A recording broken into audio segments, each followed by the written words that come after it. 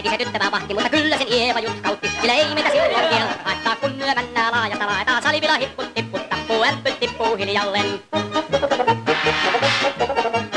Eevan suu oli vehtänä sellään, kun immeset onnea ja toivotti.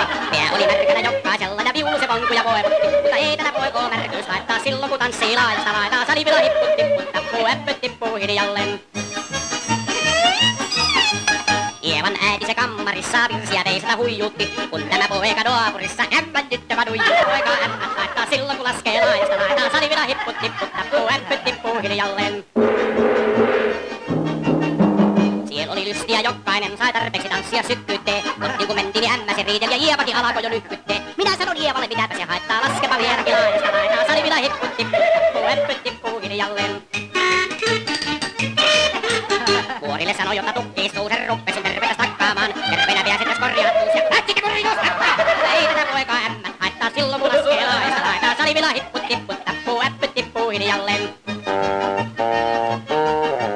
Sen sanoi, jotta purra pitää ei luoni vaan nielasta. Saat mennä vaikka lännekin, mut minä en luovu Ievasta. Kyllä ei tätä poikoo kankius haittaa silloin, kun tanssii laajasta laetaa. Salivila hipput tipput tappuu, ämpyt tippuu hiljalleen.